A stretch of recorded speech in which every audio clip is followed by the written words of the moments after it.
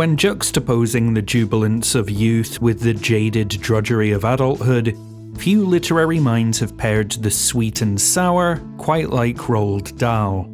His tales of the familial and fantastical are by turns hilarious and horrific, but almost always in service of a humble heart, typically showing a diminutive underdog with hopes to improve their lot in life and leave the world a better place than the one they were born into.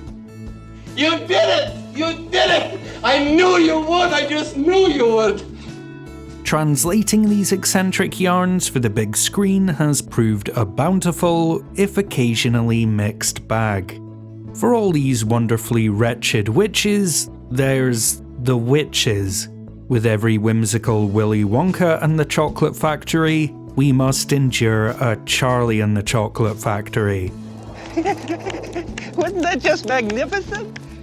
But today I'm here to talk about Matilda, the book turned movie turned musical turned movie musical. More specifically, Danny DeVito's vibrant vision of the titular child. A film that somehow channels toe-curling terror, anti-intellectualism, and off-kilter unpleasantness into a near-perfect celebration of acceptance and academia. Pretty soon you'll be able to do any multiplication, whether it's 2 times 7? 14! Very good, or 13 times 379. 4,927. Matilda Wormwood, a 6-year-old genius. 6.5. Sorry, a 6.5-year-old genius born into a crass, uncaring family realizes she possesses not just a gifted intellect, but a whole host of telekinetic talents.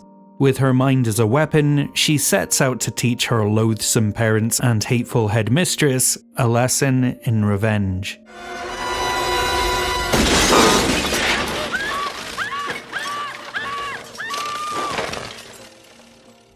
For a film that's at least in part about rejecting surface-level distractions in favour of more meaningful connections, Matilda sure is superficially glorious. I mean, take a look at you and me. You chose books. I chose looks. Sets that feel lived in, loved, and left to ruin from floor to ceiling. Cinematographer Stefan Zapsky's skewed framing and Tim Burton-approved wide-angle lenses. The use of Super 35 celluloid stock to accommodate the oversaturated highs and muted lows of a world that wets its beak in magical realism without drowning in it. These are all essential stylistic touches that act as the icing on the cake of what may be one of the most astute, profound children's films ever made. And each one aesthetically distinguishes this from the flatter, less distinguished family fare of the mid-90s. For all its striking visuals, feel-good sincerity, and warming whimsy, Matilda owes less to the Disney school of literary adaptations and more to the world of horror, which it uses as a ballast to balance out its more out-there elements. Originally published in the wake of Village of the Damned, Carrie, The Fury, and Firestarter, it's not beyond the realm of possibility that Dahl's addition to the child intent on putting an unjust world to rights with the use of formidable psychic powers subgenre is a glass-half-full sibling to those more punishing precursors. I mean, there's such a narrow line between the macabre and the jokes, and laughter. While I'm under no pretentious illusions that this is a film intended to shock, because it absolutely isn't, Matilda is fundamentally a narrative about the all-too-terrifying prospect of child abuse. This is filth, trash. Here. It's not mine. It's a library book. Trash.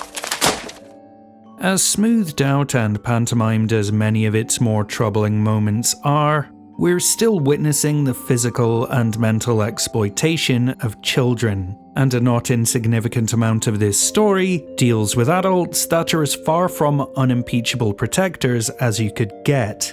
Use the rod, beat the child. That's my motto. Terrific motto. Note how, out with Matilda's snotty older brother, there are absolutely no antagonistic children here. The bullies are all adults and institutions. Her response to all this isn't just a pragmatic power fantasy of the meek conquering the mighty. In a surprising subversion of the tropes of children's fiction, Matilda isn't bound by rules or what is ethically right.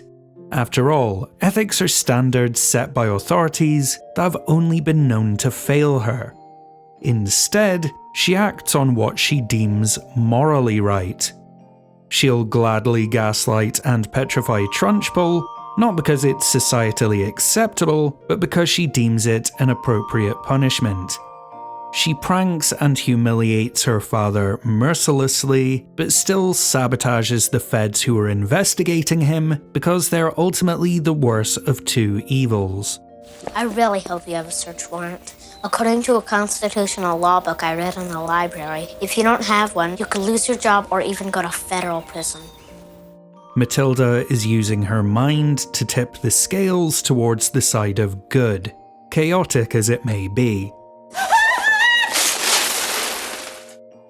Because for all the shadowy sneers and looming silhouettes, the real antagonistic force in Matilda is ignorance and the threat of anti-intellectualism. Are you being smart with me? If you're being smart with me, young lady, you're gonna be punished. Punished for being smart? Anti-intellectualism, as both a politicized principle and personal ethos, is a pronounced skepticism regarding the practical value of intellectual or philosophical pursuits, and an outright resentment towards the intelligentsia whose rational, educationally indebted beliefs often conflict with more emotional and instinctual schools of reasoning. The stock market's crashing. He's outright contradicting everything that you all have just said. Outright contradiction. Anti-intellectualism has been amplified in recent years by the right-wing, conspiratorial rhetoric of alternative facts, do your own research, and whataboutisms, but it's in no way a recent or strictly American phenomenon, nor does Matilda position it as such. Where'd all this come from? The Spanish Inquisition, the Katian Massacre, the killing fields of Cambodia, and the Chinese Cultural Revolution all saw intelligence suppressing sentiments used as a chilling justification for intimidation and mass murder. In fiction, movies like Forrest Gump tie goodness, virtue, and purity to the weightless idea that simple minds make for wonderful lives. Just keep on running until good things happen. What's your sole purpose in this army? To do whatever you tell me, drill sergeant. God damn it, Gump! You're a goddamn genius. That's the most outstanding answer I've ever heard. Matilda sits firmly under the light of knowledge as the wormwoods bask in the putrid yellow glow of the television, transfixed on capitalistic propaganda masquerading as entertainment. Her curiosity unsatiated, and her inquisitive nature unpacified. What do you want a book for? To read. To read? Why would you want to read when you got the television set sitting right in front of you? Trunchbull and the Wormwood's rejection of her academic insights and love of more artistic endeavours is an attempt to coercively control this. I'm fed up with all this reading. You're a wormwood, you start acting like one. Sit up and look at the TV. Though they wield reductive, anti-intellectual barbs aplenty, these antagonists aren't stupid. She can multiply large sums in her head. So can a calculator. Well, Trunchbull is a champion athlete, head of a school, and has successfully gotten away with at least one murder, and Harry Wormwood is the Michelangelo of automechanical fraud, who actually coaches his son in arithmetic so he can proudly keep track of his many scams. They're arrogant, narcissistic, and blinded by an inflated sense of self-worth. I'm great. I'm incredible. Sure, but far from dumb. It's just that they're using their cognitive reasoning and shrewd smarts purely to facilitate their malicious machinations, and cannot fathom why anyone would pursue learning beyond what's necessary to survive. College. I didn't go to college. I don't know anybody who did. Bunch of hippies and cesspool salesmen. Trunchbull and Harry are threatened by the application of intelligence in such a way that challenges their authority. Because I'm big and you're small, and I'm right and you're wrong, and there's nothing you can do about it. By rejecting open-minded rationality, they create a vacuum of comprehension that becomes their undoing. For Trunchbull, superstition and fear of the supernatural overwhelm her senses in the absence of logic. Harry, on the other hand, is sunk by a sense of infallible hubris that lives in the space where awareness should be. I'm smart, you're dumb. I'm big, you're little. I'm right, you're wrong. And there's nothing you can do about it. And yet, Matilda is sure to never equate smart with good or uneducated with awful. One of the dangers of defining the capacity for understanding and humanity along academic lines is that it quickly mutates into classist, ableist sentiments. See Idiocracy for an example of this. That's my boy! Access to education, information, and ideas both rudimentary and radical is not, nor has it ever been, equal. Economic, developmental, sociological, political, and ethnographic disparities are just a few obstacles that prevent universal access or absorption of educational materials. And Matilda avoids any such elitist, insensitive pitfalls beautifully. Give me that book. It champions free libraries and public education over privilege or walled gardens of enlightenment. Miss Honey's class is made up of boys and girls of varying racial and financial backgrounds. The movie steers completely clear of political finger-pointing, and not a single person is ever put down or diminished by our protagonist based on their upbringing, background, literacy, or numeracy skills. Matilda and Miss Honey both grew from inhospitable, hostile dirt into well-rounded people, and the supporting cast stands defiant against barbaric harassment, not just for the worthy reward of understanding and an appreciation of the written word. They do it because they're smart enough to see value in themselves, each other, and everything else.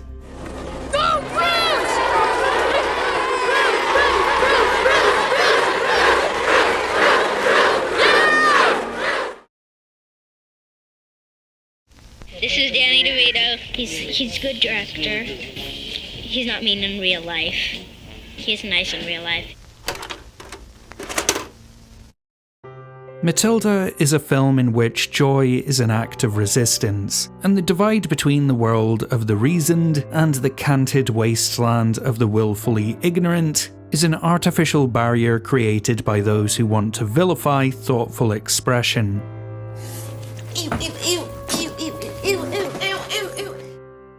She represents an adoration for the open avenues of art and interpretation, the poetic, the fictitious, the fact-based, and the frivolous flights of fancy. If it makes you think, if it makes you smile, or if it makes these cul-de-sacs and classrooms feel bigger and without boundaries, then a friend, a book, a rallying cry, a newt, are all treasures more precious than any ill-gotten gains or oppressive influence. There's nothing you can get from a book that you can't get from a television faster. Get out of the way!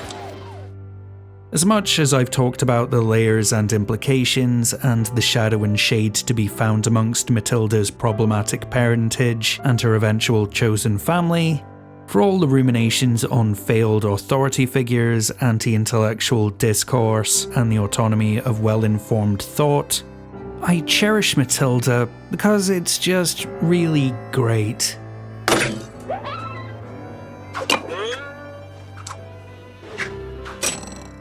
As much as I've tried to articulate the dense layers of this modest story, that speaks to a heady appreciation, but not the heart of it.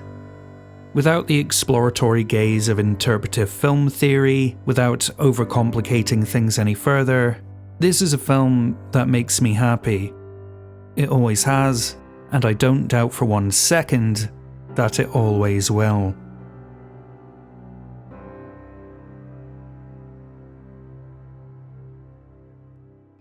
And I thought the Rusted Roots song in this film was actually by Talking Heads for about 20 years for our Patreon producers Jennifer C, Claire MD, Becky O, Scared Confusion, Jake R, and Nicholas Lair-Revere, and Boo Roald Dahl for being an anti-Semitic asshole, for all these amazing folks who support us over on Patreon. So what are your memories of Matilda, be it the book or the film, and have you had a chance to see the musical remake? Let me know down in the comments. Make sure to like, subscribe, and share these videos on social media and Reddit. And if you're in a position to do so, check out our Patreon at the link in the description below, where you can sign up to the In Frame Out Film Club and have your name included in the end credits. As always, thank you for watching. Until next time, this is In Frame Out.